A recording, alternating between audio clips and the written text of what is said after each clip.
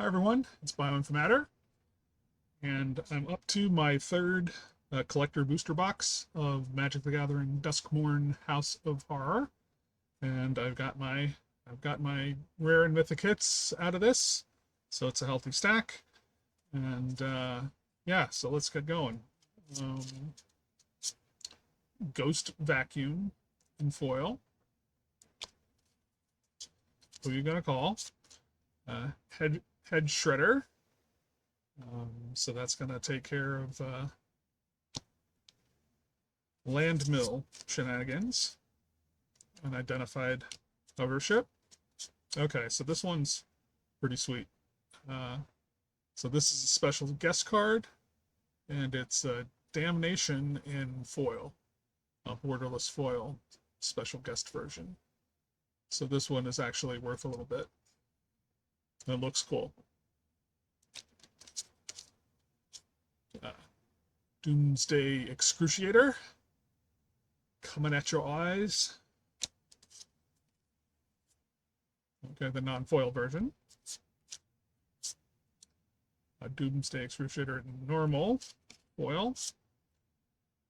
So we're into the enduring creatures. So they come in as creatures, and if they die, they come back as enchantments. So you kind of get to keep their abilities around longer. Enduring Vitality. So that's a way to make your army into mana dorks. So they will be going into many of my decks. Ghostly Dancers. Nashi, Searcher in the Dark, in the borderless foil version, and in the regular foil. Carnivorous, Omnivorous Flytrap. Okay, so here's another special one. So it's the Japanese foil. Um, so this isn't the fractured foil, but it's Japanese language version of a card, which is relatively rare. You know, it's above mythic rare status in actual pull rates, I think. It's harder to get, but it's not the hardest to get. It's still is cool. And that's an overlord of something. I forget the. This is the overlord of the flood pits. That was the overlord of something else. I've forgotten which one. Phenomenon investigators. Razorkin Needlehead, also coming at your eyeballs. Reluctant Role Model.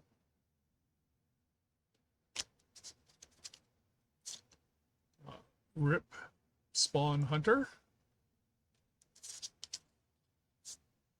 Screaming Nemesis in Borderless. And in regular foil.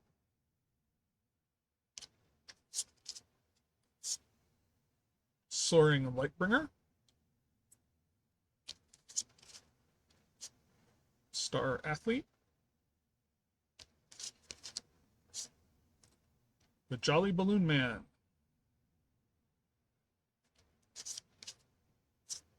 And in non-foil, the Master of Keys.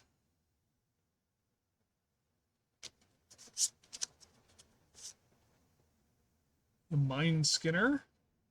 So that's for the people that like to torment you with mill. The Swarm Weaver. So this one could be fun for, I think, a spider. Spiders and insects is what it handles. But I think that it might be a good way of pulling together a spider deck. Toby Beastie Befriender. Twitching Doll. Ooh. Tyvar the Pummeler.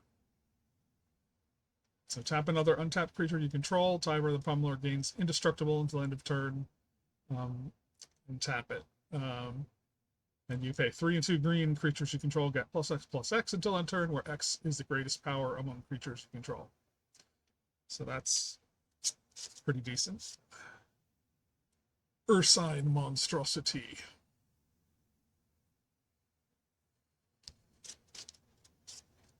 Valgavoth, Harrower of Souls. And Glorious Foil.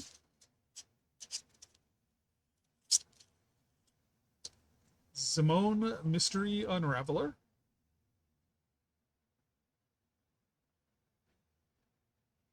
Yeah, so this one deals with face-down cards. Zone All Questioning, so this has to do with the prime number stuff. So Math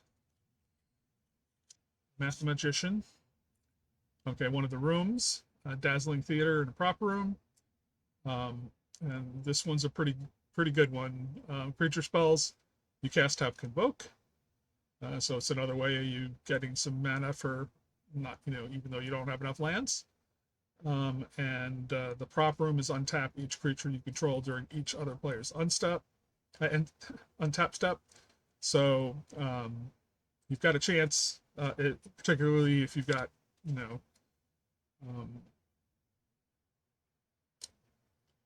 instance or flash. It's a way of cheating and stuff on other people's turns. Demonic Covenant.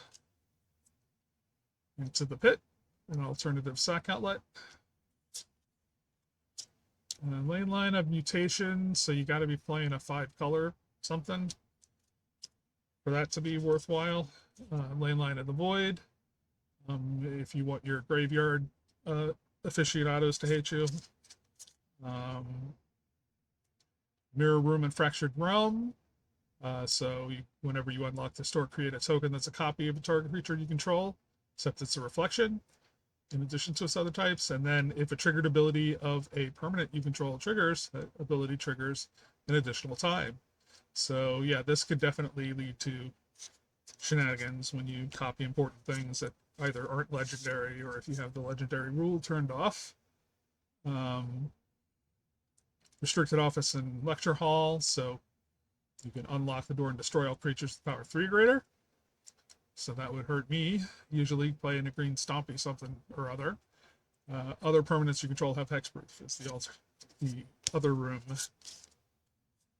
They came from the pipes, so it's one of the Manifest Dread ones, and you can get card draw off of the Manifest Dreads.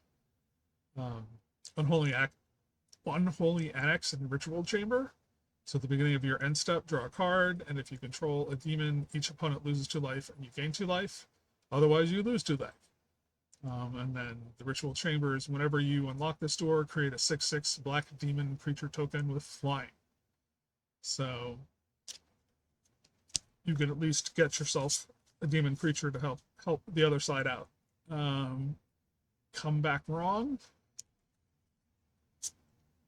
Come Back Wrong in the regular foil version. Formless Genesis. Redress Fate. So return all artifact and enchantment cards from your graveyard to the battlefield. And it's got a miracle 3 and a white cost. So being able to pull this one off as a miracle, that's a good way to get yourself back in the game.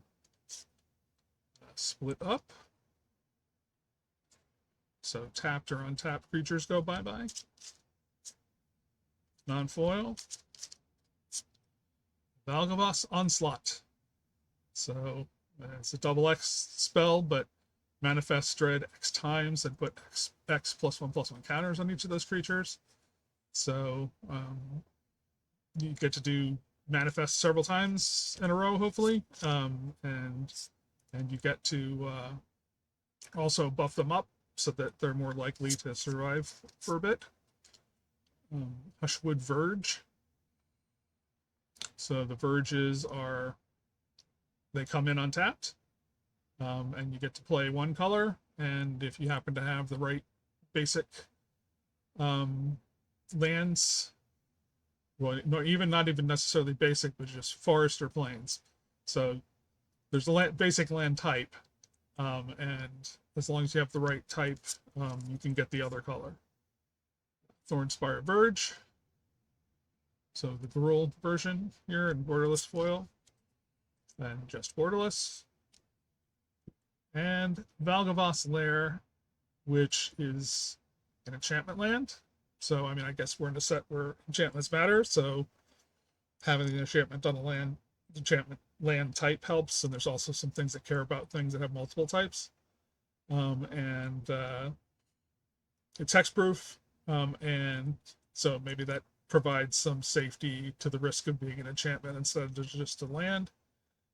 And it enters tapped, but you choose a color and then you can tap it for that color. So you get some color fixing in a pinch if you need it. Okay, so that's my third box, third collector's box. And, you know, it had the, it had that Japanese card in here, which I think is the most unique thing in it compared to some of the others. That would have been an Overlord. There. So that one is probably the hardest to get card out of what's in here. I don't know if there's just something more valuable in here than that.